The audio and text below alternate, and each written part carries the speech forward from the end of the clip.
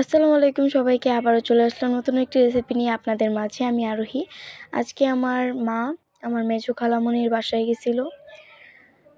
যাওয়ার পর আন্টি বলতেছিল যে মোমো বানানোর জন্য।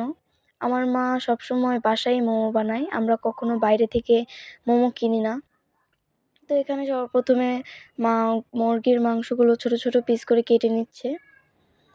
এগুলো কাটার পর এগুলো ব্লেন্ড করতে হবে। এগুলো ব্লেন্ড করার পর এই যে এরকম হবে।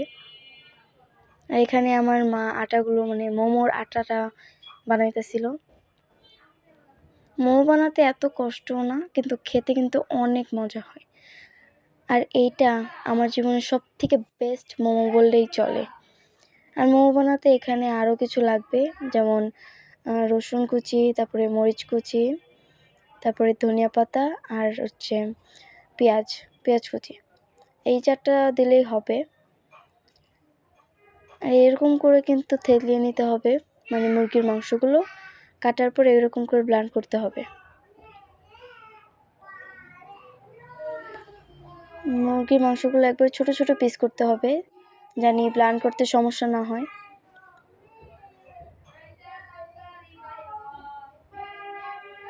এই যে চারটা কিন্তু নিতেই হবে, মাস্ট। এগুলো কিন্তু মাস্ট। তারপর এখানে ঝালের জন্য ওই জায়গায় আমরা চিলি ফ্লেক্স নিছি, মরিচ মানে এটা বললে চলে। আর এখানে কিন্তু মা অনেক কিছু বানাইছে, এগুলো কিন্তু সবই মা বানাইছে। পিজাগুলো একটা বড় একটা ছোট। ছোট হচ্ছে আমার কাজিনের জন্য, মানে আমার খালাতো ভাই। 3টা পিজা বানাইছিল। আর এই যে এখানে মুরগির মাংসগুলো করা হয়ে গেছে। আর এখানে গরম তেল দিচ্ছে, অনেক গরম। তারপরে এখানে দিচ্ছে ধনিয়া পাতা, রসুন, পেঁয়াজ। এগুলো এখন মিক্সড করতে হবে।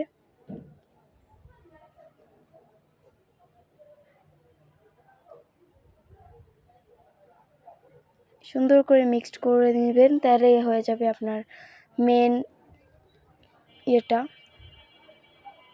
এটা হচ্ছে মেন জিনিস মোমোর।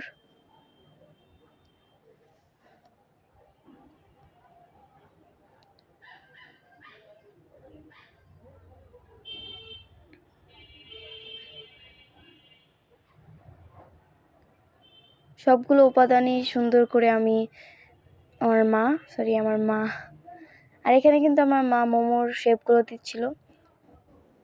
মা কিভাবে যে মোমোর শেপগুলো দেয় আমি জীবনেও পারবো না এগুলো। অনেক সুন্দর করে মা শেপ দিচ্ছিল, দেখেন এক একটা এক এক রকম।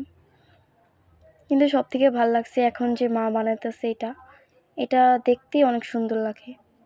এই যে কত সুন্দর লাগতেছে। এরকম করে মা সবগুলো বানিয়ে নিতেছিল।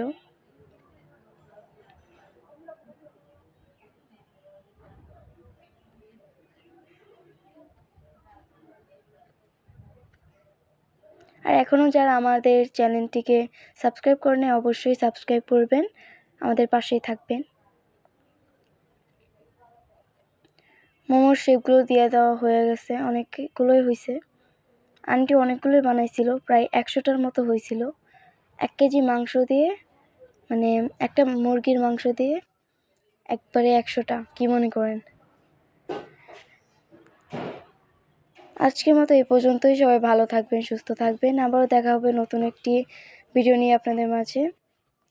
আল্লাহ হাফেজ।